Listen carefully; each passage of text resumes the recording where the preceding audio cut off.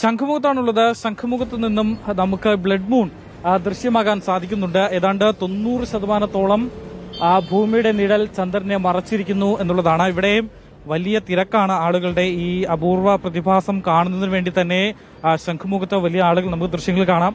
ആളുകൾ മൊബൈലിലൊക്കെ ഇത് പകർത്തുന്നുണ്ട്. ചെറിയ കുട്ടികൾ മുതൽ വലിയ ആളുകൾ വരെ ഈ ഒരു അപൂർവ ദൃശ്യം കാണുന്നതിന് വേണ്ടി ശംഖുമുഖത്ത് എത്തിയിട്ടുണ്ട്. നമുക്ക് കാണാൻ കഴിയും. ഏതാണ്ട് ചന്ദ്രന്റെ 90%, 95%-ഓളവും ഇപ്പോൾ ഭൂമിയുടെ നിഴൽ പൂർണ്ണമായും തന്നെ പതിഞ്ഞിരിക്കുന്നു.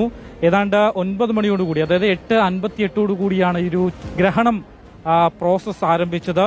11:45 ഇത് പൂർണ്ണമായും ഗ്രഹണം അവസാനിക്കുമെന്നുള്ളതാണ് മനസ്സിലാക്കുന്നത്. 60% ജനസംഖ്യയിലെ ആളുകൾക്കും ഇന്ന് ദൃശ്യം കാണാൻ കഴിയും. ചേട്ടാ, എങ്ങനെയുണ്ട് നമ്മുടെ ചന്ദ്രഗ്രഹണമൊക്കെ?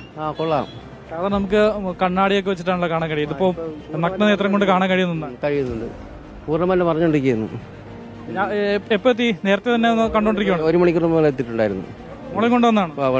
എന്തായാലും ഇന്ന് ആളുകളുടെ കണ്ണെല്ലാം ആകാശത്തേക്കാണ് എന്നുള്ളതാണ്. ശംഖുമുഖം നമുക്കറിയാം അതിമനോഹരമായ സ്ഥലമാണ്. ഓണാഘോഷ പരിപാടികൾ നടക്കുന്നുണ്ട്. പക്ഷേ ആളുകളുടെ കണ്ണുകളെല്ലാം ഇന്ന് ആകാശത്തേക്കാണ്. നമുക്ക് കാണാം ഏതാണ്ട് 98% ഇപ്പോൾ ഭൂമിയുടെ നിഴൽ ചന്ദ്രന് പതിഞ്ഞിരിക്കുന്നു എന്നുള്ളതാണ്. പൂർണ്ണമായും തന്നെ കവറായിരിക്കുന്നു. 11:45 കൂടി പൂർണ്ണമായും ചന്ദ്രൻ ഈ ഒരു ഭൂമിയുടെ നിഴലിൽ ആകും എന്നുള്ളതാണ്.